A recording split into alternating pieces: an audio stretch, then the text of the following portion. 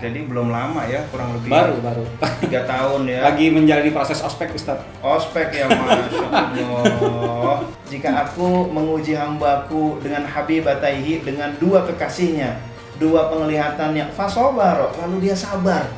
Awwatuhumal jannah, aku ganti penglihatannya itu, dua penglihatannya itu dengan surga, ya Allah. Ya mulai dari situ emang agak-agak stres juga kan, sampai ya berpikir kenapa sih Allah harus nyabut mata gue gitu, kenapa nggak nyambut gue sekalian lah gitu. Oh, ya Allah.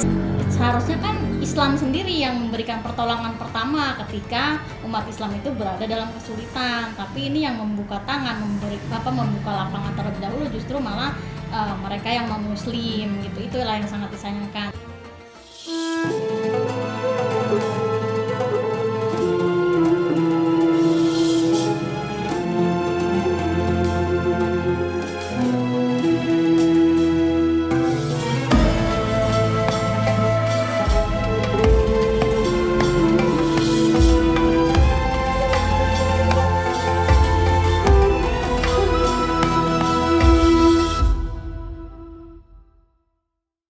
Assalamualaikum warahmatullahi wabarakatuh. Waalaikumsalam warahmatullahi wabarakatuh. Sahabat, kita alhamdulillah kedatangan tamu-tamu agung lagi. Wah ya.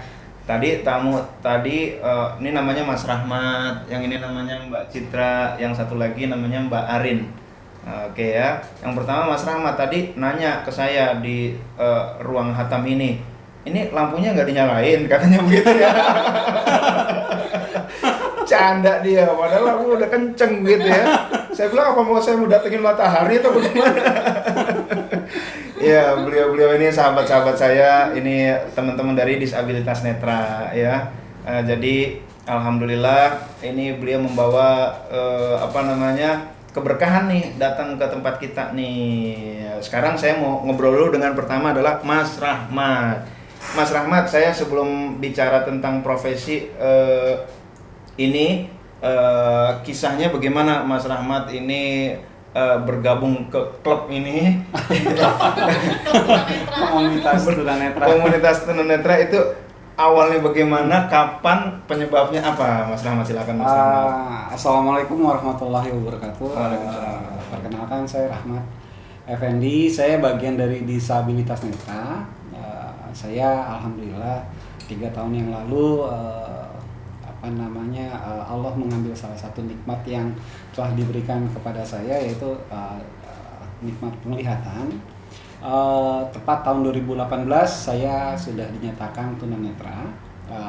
Mungkin kalau ditanya saya penyebabnya apa, sebenarnya penyebabnya komplikasi nih Ustaz. Komplikasi. Ya, komplikasi. Jadi kalau teman-teman yang lain sakitnya gitu kan, jenisnya misalkan glukoma aja atau retina pigmentosa. Nah, kalau saya borongan Ustaz. Oh.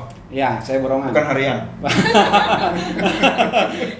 Ya, kalau saya memang borongan. Jadi saya sakitnya itu pertama katarak, yang kedua ablasi retina, saraf di mata saya terlepas, ada robek juga, dan yang ketiga itu glukoma. Jadi itu sekaligus barengan, borongan. Jadi kemungkinan untuk sembuh tuh sangat kecil gitu.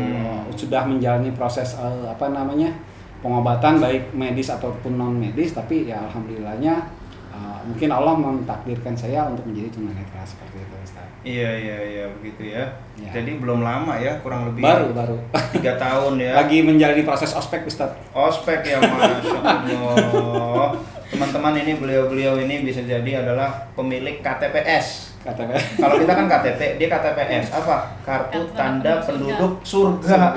Ya Allah, di mana? Amin. Ya Allah, kita beruntung nih kedatangan ahli surga nih, karena Allah berfirman di dalam hadis qudsi, "Idza batalaitu 'abdi bihabibataihi fasabara awwatuhumal jannah." Jika aku menguji hambaku dengan habibataihi, dengan dua kekasihnya, dua penglihatannya, fasabar, lalu dia sabar. Awwatuhumal jannah, aku ganti penglihatannya itu, dua penglihatannya itu dengan surga, ya Allah. Alhamdulillah. Jadi inilah alasan barangkali Allah ingin sengaja narik, dah kamu udah jadi ahli surga aja ya, di dunia sabar aja ya, paling beberapa tahun lah, namanya dunia kan cuma satu tetes ya. Kalau kata di dalam hadis itu masalul dunya fil akhirah waduh, ini kalau berhadapan di hadapan orang saya jadi lupa hadisnya. Padahal kalau nggak di depan kamera saya nggak ingat. Sama aja dong. Iya. Perumpamaan pakai bahasa Indonesia aja lah ya. boleh. Perumpamaan dunia dibandingkan dengan akhirat. Mad dunya fil akhirah illa mithla ma yaj'alu ahadukum isbahu fil yammi falyanzur bima yarji gitu ya. Perumpamaan dunia dibandingkan dengan akhirat tidaklah bagaimana kecuali sebagaimana kamu mencelupkan jarinya di samudera yang luas, kamu angkat, lihatlah berapa banyak tetesan yang kembali. Itulah dunia dibandingkan samudera yang luas dibandingkan akhirat yang miliaran triliunan tahun. Maka mudah-mudahan ini kita menjadi ahli surga semua ya. Amin. Ntar kalau udah masuk surga jangan lupa Ya, cari saya.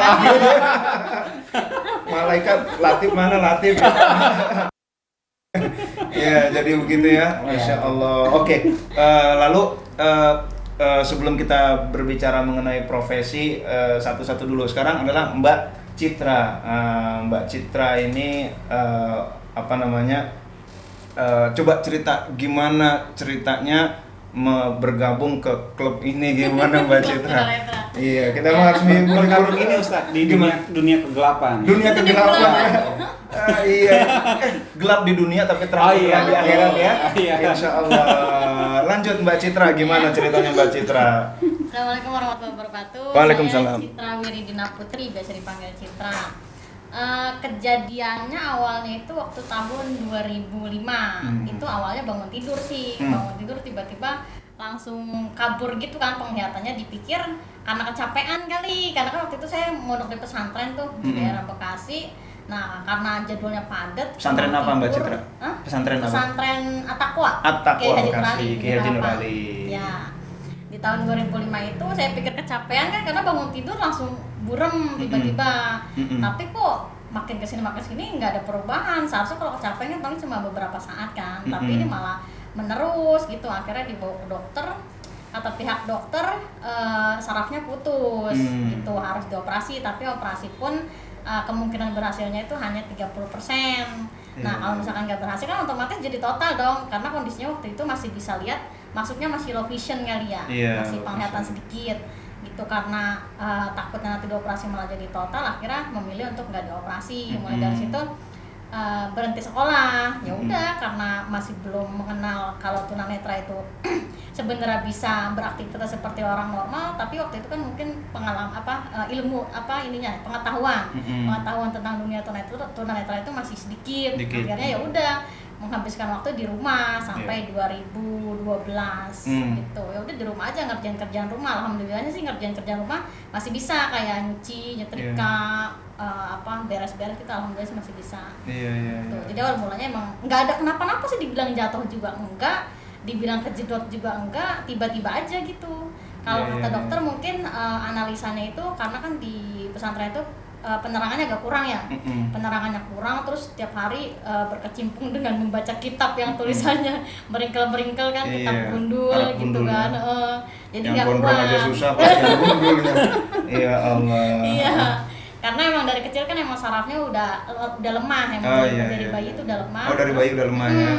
Ditambah lagi dengan kondisi begitu akhirnya drop lah itu sarafnya. Kemungkinannya kayak gitu kalau kata analisa dokternya. Orang tua, keluarga awas semua ya? Iya, awas semua. Nggak ada yang tunanetra.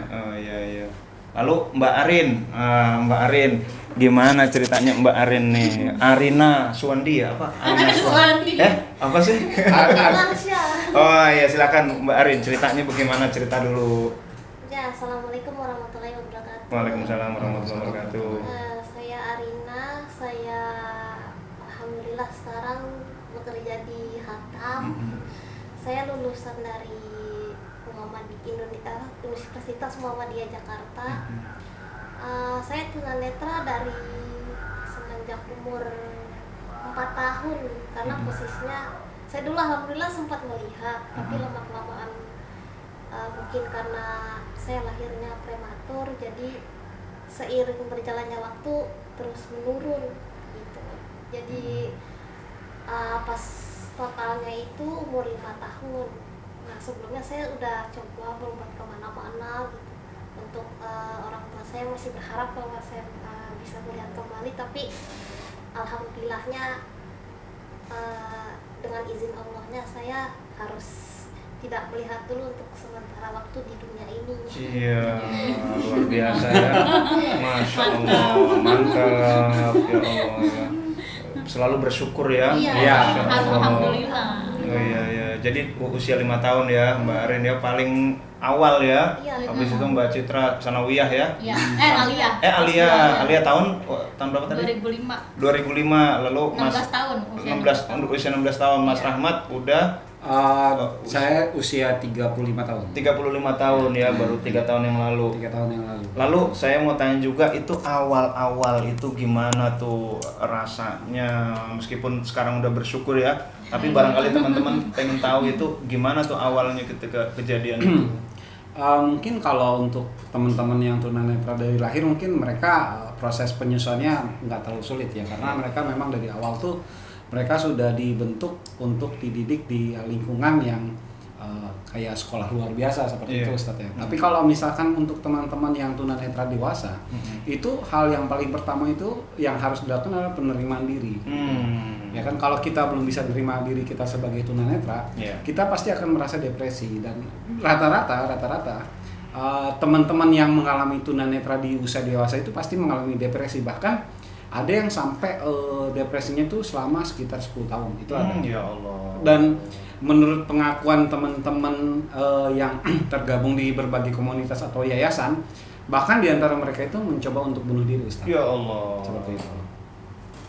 Ya Mas Rahmat ini udah recovery lah, udah move on ya. Ya alhamdulillahnya udah lewat masa itunya, depresinya mungkin sekitar setahun ya, sejak bergabung di komunitas akhirnya sudah bisa mengetahui bahwa sebenarnya menjadi tunanetra itu bukan satu kekurangan. Sebenarnya kita bisa mengasah kemampuan kita dari sisi yang lain, karena walaupun mungkin Allah mengambil indera penglihatan kita, tapi Allah menajamkan telinga kita, terus kita juga dituntut untuk lebih peka Ustaz. Iya, lebih peka ya. Ya. Jadi meskipun menatap dalam gelap, tetapi tetap melihat semua itu adalah anugerah dari Allah Subhanahu wa Ta'ala, tetap iman kepada Allah ya. Jadi ingat lagunya Umairama nih saya. Begini nih lagunya. Menatap dalam gelap. Siapa nih ya? Afgan ya? Ya Afgan ya. Iya, Afgan ya. Udah berubah emang. Suara Afgan keluarin kan? Iya, saya lanjutin ya. Boleh. Dalam gelap tak ada yang bisa kulihat selain hanya namamu, ya Allah. Wah, itu ya. Tadi request Mbak Citra katanya bisa niruin Afgan ya. Ntar deh setelah yang satu ini ya. Ya Allah. Oke, Mbak Citra tadi kan pengalaman ya, transisinya begitu ya. Mbak Citra sedikit aja, meskipun sekarang udah move on, udah lucu lagi nih beliau-beliaunya.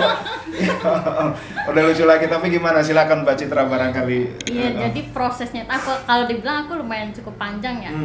Dari pokoknya bener-bener move on, bener-bener nerima banget ketunanetraan itu pas bergabung sama komunitas tunanetra, malah sekitar 7 tahun ya. 7 tahun itu dari ini 2005 sampai 2012 kan aku baru bergabung ke komunitas tunanetra tuh. Nah itu emang waktu awal-awal kan kondisinya masih di pesantren ya. Waktu itu pas lagi ujian, jadi ya otomatis harus bertahan, dan waktu itu masih ada dalam jabatan sebagai bendahara pondok. Jadi kan harus ngabisin masa jabatan dulu kan. Nah itu dengan kondisi begitu ya, dengan kondisi mata setengah ngelihat kan, harus ngabisin masa jabatan, harus masih ujian gitu. Itu ujiannya pun harus di luar, karena kalau di dalam itu udah nggak kelihatan tulisannya. Akhirnya diperbolehkan untuk ujian di luar kelas, soalnya harus dapat sinar matahari langsung dia. Kalau nggak langsung nggak bisa. Ya mulai dari situ emang agak-agak stres juga kan, sampai ya berpikir kenapa sih Allah harus nyabut mata gue gitu, kenapa nggak nyamuk gue sekalian lah gitu. Sempat berpikiran ya down banget kan, down gitu banget, kayak masa depannya udah suram aja kan kalau udah nggak bisa ngeliat gitu. Nanti gimananya dulu sempat ada cita-cita mau kuliah di Mesir, cuma sekarang kondisinya kayak gini juga udah nggak bisa kayak gitu kan. Jadi ya udahlah gitu kan. akhirnya makin kesini alhamdulillah support dari keluarga kan terus berjalan, karena mungkin itu salah satu bentuk yang bisa membangkitkan semangat lagi ya, terutama dari pihak keluarga. Betul, Masya Allah ya, alhamdulillah keluarga support ya. Teman-teman di komunitas tunanetra semakin support lagi. Sekarang jadi bendahara di organisasi. Bendahara lagi. Mukanya muka uang kan? Mukanya muka dolar. Mukanya muka dolar ya. Dan Hijau kan mukanya. Mukanya hijau ya.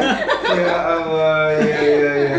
Padahal ini ustazah nih. Aduh, amin. Jadi pesantren rencananya ke Mesir. Mukanya muka dolar, muka mimbar juga. Muka mimbar. Iya. Mbak Arin, kecil nggak terlalu ingat ya Mbak Arin kalau Mbak Arin ya? Kalau saya alhamdulillah kalau untuk melihat sempat, kalau warna-warna masih ingat. Masih ingat. Terus kalau wajah-wajah udah lupa alhamdulillah. Iya. Kalau saya sih prosesnya nggak terlalu sedih banget karena kan mungkin masih 5 tahun ya. Masih 5 tahun. Jadi masih enjoy. Terus kita sekolah dari SD SMP itu SLP, jadi diajarin semua kemandirian dan alhamdulillahnya sampai sekarang udah bisa sendirilah gitu. Gitu. Mengerjakan aktivitas rumah, orang tua juga mendukung gitu, dan saya selalu ingat pesan bapak saya harus bisa mandiri, jangan terlalu tergantung sama orang. Itu sih. Alhamdulillah. Nah sekarang itu ya proses transisinya ya teman-teman. Nah sekarang saya ingin mendalami lebih dalam lagi ke Mas Rahmat dulu ya. Iya. Mas Rahmat dari sekolahnya, pekerjaannya itu gimana Mas Rahmat awalnya? Kalau sekolah memang dari SMP saya tuh matanya memang sudah buta sebelah Ustaz. Oh gitu. Jadi sebelah kiri mata saya tuh sudah buta dari usia sekitar 13 tahun. Oh. Jadi dari SMP sampai dengan kuliah itu saya belajar itu hanya mengandalkan satu mata aja, dan itu pun juga kondisinya minusnya udah termasuk tinggi Ustaz. Gitu. Nah saya sadar bahwa sebenarnya saya menjadi tunanetra pun sebenarnya nggak kaget Ustaz, karena memang sebelumnya sudah ada firasat akan arahnya ke sana. Oh gitu. Ya seperti itu. Cuma memang prosesnya ini ternyata butuh waktu puluhan tahun ya sampai menuju ke tunanetraannya itu seperti itu. Jadi mungkin kalau pada saat itu saya memilih untuk tidak bekerja di kantor, mungkin saja kondisinya tidak sampai saat ini gitu. Tapi karena waktu itu pilihan saya adalah bekerja, akhirnya ya udah mau tidak mau saya harus mengorbankan kondisi penglihatan saya Ustaz. Iya. Seperti itu. Karena takdirnya begitu ya. Ya, itu karena hanya jalannya saja tadi ya. Ya, karena memang kondisinya dengan kondisi satu penglihatan, saya dituntut untuk aktif di depan monitor itu selama hampir sekitar 10 jam Ustaz. 10 jam per ya? hari ya. 10 jam, sehingga ini yang membuat kondisi penglihatan saya nggak cuma kena katarak aja, bahkan retinanya itu sampai robek Ustaz. Sampai robek ya. Dulu sempat belajar di SMP, SMA, lalu apa melanjut studi atau gimana? Saya tingkat pendidikan terakhir sampai sarjana. Bidang? Saya bidang ekonomi manajemen dari Universitas Nasional. Lalu setelah saya lulus kuliah, saya alhamdulillah diberi kesempatan untuk kerja di bank asing. Ya. Itu selama 11 tahun Ustaz. 11 tahun kerja di bank ya? Iya, betul. Sampai tahun 2018 ya? Sampai tahun 2016 Ustaz. Oh, 2016 ya. Setelah itu? Setelah 2016 karena kondisinya memang saya sudah tidak memungkinkan untuk bekerja kan. Saya walaupun kondisi penglihatan saya tinggal sebelah, saya naik motor tetap berkendara dengan kendaraan bermotor Ustaz. Nah, dan sering kecelakaan. Ya Allah. Jadi kalau misalkan sebulan sekali itu pasti saya kecelakaan. Ya Allah. Karena gitu. Penglihatannya. Ya, karena kondisi penglihatan sudah tidak memungkinkan. Jadi saya pikir kalau dengan kondisi penglihatan yang semakin menurun, kalau saya paksakan, bukan cuma penglihatan saya yang hilang, nyawa saya hilang. Ya Allah, ini Allah masih sayang ya. Iya, masih sayang betul. Masih seger bugar, ganteng, gagah, perkasa, begitu kan? Masya Allah, ini jadi dan skill-skill bekerja ini masih ada sebenarnya dan masih bisa ya. Sebenarnya memang kalau untuk skill, karena kan saya bidangnya kan di bidang customer service ya, startup. Ya. Alhamdulillah memang pada saat bekerja kita memang diajarkan untuk teknik berkomunikasi ya. Jadi saya biasa sering berhubungan dengan nasabah gitu. Seperti itu. Akhirnya sampai dengan saat ini pun pada saat tunanetra pun ilmunya terpakai, Ustaz. Ilmunya terpakai. Ya, seperti itu. Kerja di Citibank ya. Ya, Masya Allah, luar biasa nih, bergengsi nih ya. Ya, jadi skillnya ini bagus beliau ini ya. Dan sekarang kerja dengan kondisi begini, kerja pakai laptop atau apa itu gimana masih? Kalau untuk laptop memang pada saat 2019 itu saya baru mengenal yang namanya aplikasi NVDA ya, navigasi pembaca layar di laptop. Nah, setelah saya mengetahui itu, saya semakin yakin bahwa sebenarnya memang antara tunanetra dengan non tunanetra sebenarnya bisa melakukan pekerjaan yang sama. Sama ya. Kecuali pekerjaan yang berhubungan dengan visual ya, atau desain. Memang ya. Untuk tunanetra itu nggak bisa. Kalau Office gitu? Kalau Office bisa. Sekedar Word, Excel, Word, bisa ya? Ya, nggak cuma Word dan Excel aja, Ustadz. Bahkan di tingkat lanjut pun kami mempelajari bahasa pemrograman, Ustadz. Oh, bahasa pemrograman. IT programmer ya. IT programmer ya? Iya, betul. Wah, hebat, luar biasa nih. Oke, ini kan mungkin banyak yang nggak tahu ya bahwa teman-teman disabilitas netra ini banyak yang punya skill bahkan hot skill ya, dan kerja di mana aja. Kira-kira bisa cerita nggak, Mas Rahmat, teman-teman? Sebenarnya memang kalau teman-teman sih mereka bisa untuk melakukan pekerjaan di berbagai bidang seperti kayak telemarketing, call center, operator, admin pun bisa, sebagai IT programmer, itu pun bisa sebenarnya, surveyor pun bisa, karena setelah saya lepas dari Citibank, saya diperbantukan di Disable Foundation sebagai surveyor, Ustaz. Surveyor ya? Iya, surveyor di Disable Foundation waktu itu. Tapi memang karena waktu itu pekerjaan freelance, akhirnya ya saya pasca pekerjaannya selesai ya berarti saat ini ya paling aktif di komunitas aja, Ustaz. Komunitas ya alhamdulillah. Mbak Citra, kira-kira dari temen ini ada berapa banyak teman-teman disabilitas netra yang punya skill seperti beliau nih ya, Mas Rahmat, bisa mengoperasikan, bisa berkomunikasi dengan baik sekali gitu ya, berbagai pengalaman kerja di berbagai bidang itu ya, artinya bidang kerja ada administrasi dan lain sebagainya. Ini kira-kira dari teman-teman disabilitas netra gimana potensi angkatan kerja itu berapa banyak tuh kira-kira yang siap kerja, katakanlah? Kalau ditanya potensi mungkin lumayan cukup banyak ya. Kalau seandainya lowongan pekerjaan itu bisa menyediakan 50 orang aja, mungkin kita ada 50 orang yang bisa direkrut untuk menjadi untuk dipekerjakan di kantor gitu. Karena ya itu, selain sebenarnya untuk bidang-bidang yang tadi disebutkan ada beberapa bidang kayak fundraiser, terus admin juga bisa gitu.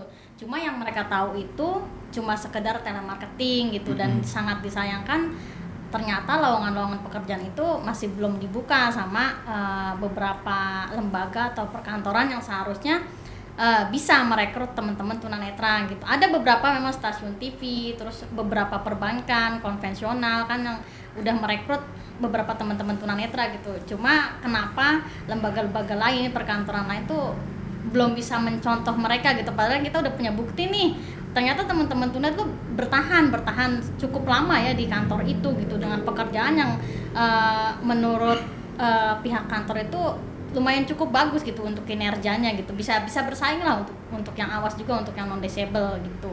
Cuma saat ini banyak teman-teman tunanetra yang punya potensi, punya skill, tidak dilirik mungkin ya bahasanya, tidak dilirik atau tidak diberikan kesempatan sama lembaga-lembaga ataupun perusahaan yang seharusnya bisa memberikan peluang itu untuk teman-teman tunanetra gitu. Ya, jadi teman-teman itu ya suara beliau-beliau ini, maka coba deh dikasih kesempatan. Insya Allah beliau akan bisa berkompetisi, beliau-beliau ini bisa lah disetarakan tadi ya.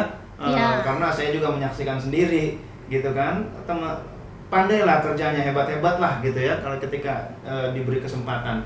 Nah sekarang dari Mbak Arin nih, role model ya, silakan, gimana Mbak Arin kerjanya pekerjaannya apa aja, ngapain aja, lalu apakah ada kesulitan dan bisa dikerjakan tugas-tugasnya oleh atasan, gimana, silakan Mbak Arin.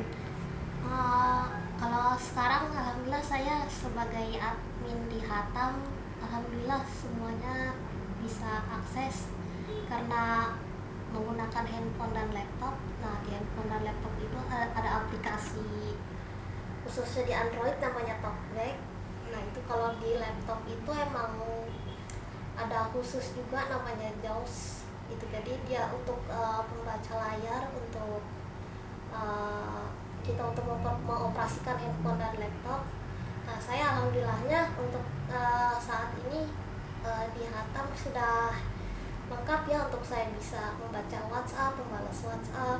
Namun untuk membaca foto juga ada aplikasinya yang bernama Sullivan. Jadi insya Allah mudah-mudahan untuk kedepannya untuk perusahaan-perusahaan semoga dibuka lowongan ya untuk buat teman-teman tunanetra, karena kita udah ada tersedia aplikasi di handphone maupun di laptop. Selagi kita bisa mengoperasikannya, mudah-mudahan dibuka banyak lagi untuk lowongan pekerjaan. Iya. Sebenarnya gini, ini ada yang memang perlu saya tambahkan bahwa sebenarnya begini, pemahaman mungkin bagi teman-teman yang non disabilitas menganggap bahwa ketika teman-teman tunanetra itu asumsinya mereka tidak bisa melakukan aktivitas apapun ya. Atau kalau misalkan memang mereka mau dipekerjakan mesti dipersiapkan fasilitas yang berbeda dengan orang-orang pada umumnya. Padahal sebenarnya teman-teman mempergunakan laptop ataupun komputer itu sama seperti yang orang-orang pada umumnya pakai. Hanya memang kita menggunakan aplikasi layar pembaca. Dan itu sebenarnya bisa diakses untuk semua jenis laptop ataupun PC seperti itu, Ustadz. Jadi terkadang memang kita harus melakukan audiensi atau testimoni dulu ke perusahaan. Nah, sementara perusahaan ini belum memberikan kesempatan kita untuk audiensi atau testimoni, Ustadz. Sehingga ketika kita bilang kita bisa mengerjakan sesuatu, kalau memang kita nggak diberikan kesempatan untuk mencoba, ya kita akan sulit gitu untuk survive. Kasih dulu kesempatan gitu ya, Mbak Citra ya. Betul. Perkara masalah nanti kita diterima ataupun tidak, ya mungkin itu rezeki-rezekinya Ustadz ya. Betul. Jadi setidaknya minimal kita sudah diberikan kesempatan untuk mencoba. Kalaupun memang kita layak untuk bekerja, ya alhamdulillah. Kalaupun memang belum, ya berarti mungkin ada kesempatan lain yang lebih baik seperti itu, Ustaz. Iya, intinya beri dulu kesempatan. Gitu ya. Ya seperti Hatam ya. Gitu ya. Hatam tuh memberikan kesempatan loh. Contohnya Arin kan bisa bertahan sampai sekarang di Hatam. Padahal belum sama sekali mencoba untuk perekrutan disabilitas, tapi alhamdulillah bisa dipekerjakan sampai saat ini. Iya, alhamdulillah. Ketika Mbak Citra bilang, Ustadz ini ada sekitar 50 disabilitas netra, mereka siap kerja, mereka capable gitu ya. Oke deh, Hatam memulai. Hatam berani memulai. Sebelum mengajak, kita udah mulai. Alhamdulillah udah 7 bulan ya, Rin ya? Iya, 7 bulan. Udah 7 bulan. 2 bulan lagi melahirkan kayaknya. Melahirkan karya besar insya Allah. Jadi luar biasa kalau Anda menghubungi Hatam di admin 0813 165 0075, itu yang jawab adalah Mbak Arin. Jadi seorang tunanetra. Iya, bisa membaca gambar. Anda beri stiker-stiker di WhatsApp itu ya. Itu kebaca tuh. Luar biasa ya. Masya Allah. Jadi intinya beri kesempatan, insya Allah mereka akan memberikan yang terbaik. Dan jangan lupa, yang kita berikan kesempatan adalah orang-orang yang insya Allah memiliki KTPS ya, kartu tanda penduduk surga.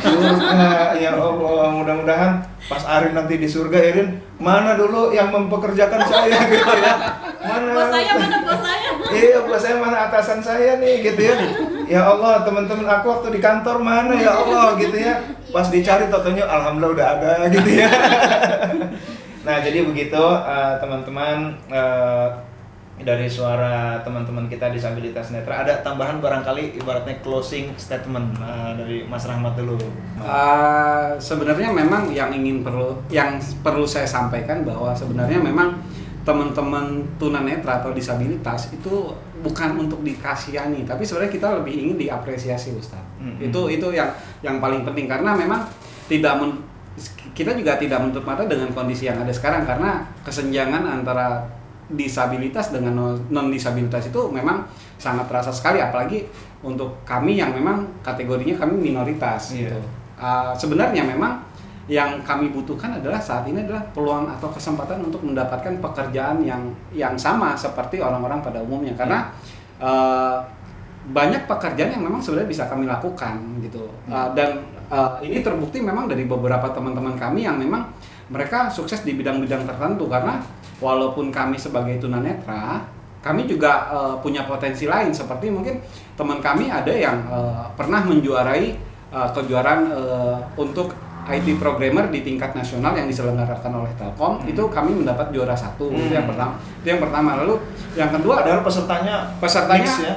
Ada yang dari tunadaksa juga, ada yang dari kategori umumnya juga ada.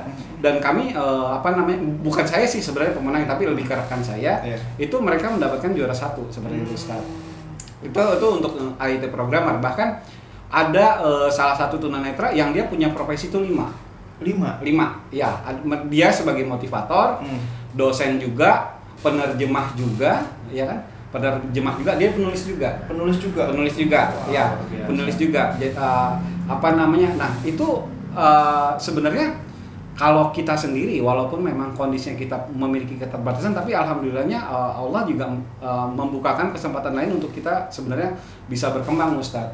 Hanya memang kondisi seperti ini memang tidak dilirik oleh orang-orang non disabilitas. Iya. Jadi nggak perlu dikasihani, tapi dikasih kesempatan, apresiasi mungkin. Kita lebih butuh apresiasi sebenarnya. Lebih butuh diapresiasi. Mbak Citra, gimana Mbak Citra? Ya, kalau harapan saya pribadi mungkin mewakili teman-teman tunanetra yang lain ya, khususnya apalagi kita kalau dalam Islam itu kan alangkah lebih baiknya kalau kita memberikan kesempatan itu, karena dari yang terjadi di lapangan itu yang justru memberikan peluang-peluang itu adalah mereka yang non-muslim gitu. Kenapa yang kayak lembaga zakat Islam atau misalkan bank-bank syariah itu menutup diri untuk memberikan peluang itu gitu.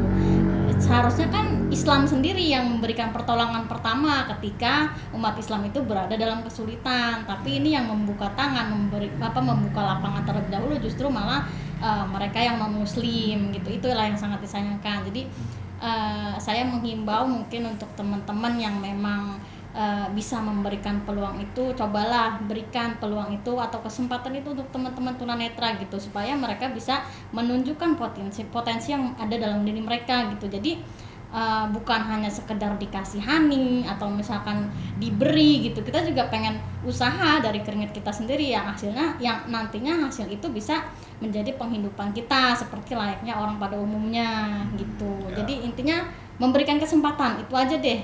Iya. Beri kesempatan gitu ya. Alhamdulillah. Mbak Arin, silakan. Untuk dari pesan saya, mudah-mudahan ya bangsa dari semenjak ini banyak perusahaan yang lebih membuka lowongan untuk teman-teman disabilitas, khususnya juga disabilitas netra. Jangan khawatir, sekarang kita udah ada aplikasi untuk yang pembaca layar, dan insya Allah kita bisa bekerja sebagaimana seperti teman-teman yang melihat lainnya. Dan untuk mobilitas, untuk di tempat ruangan atau berjalan-jalan di tempat pekerjaan, insya Allah kita juga bisa, walaupun awalnya harus dibantu dulu, tapi insya Allah nanti ke depannya untuk masalah mobilitas, untuk eksplor tempat pekerjaan, insya Allah kita juga bisa dan tidak menyusahkan rekan-rekan kerja lainnya gitu. Jadi insya Allah kita bisa aman untuk tempat-tempat pekerjaan menerima kita. Tuh, gitu ya. Jadi datang tak dijemput. Jadi tiap hari tuh Mbak Arin dia biasa pakai Gojek, kerja juga nggak ada yang nuntun, udah Tau-taunya kerja aja gitu kan. Tahu-tahunya udah di bangku aja. Tau-taunya udah ngemil aja. Udah pesen aja. Tau-taunya udah pesen minuman, udah ngemil macem-macem ya. Alhamdulillah udah canggih dia. Oke, begitu teman-teman, suara beliau-beliau ini mudah-mudahan kita bisa memberikan apresiasi, kita bisa memberikan kesempatan. Mudah-mudahan kita tetap bersahabat dengan beliau di dunia dan akhirat. Amin, amin ya rabbal alamin. Kurang lebihnya mohon maaf dan terima kasih. Semoga Allah lapangkan, berkahi Bapak Ibu semua yang memberikan kesempatan kepada beliau-beliau. Amin ya rabbal alamin. Terima kasih. Sampai jumpa pada episode yang akan datang. Assalamualaikum warahmatullahi wabarakatuh. Waalaikumsalam warahmatullahi wabarakatuh.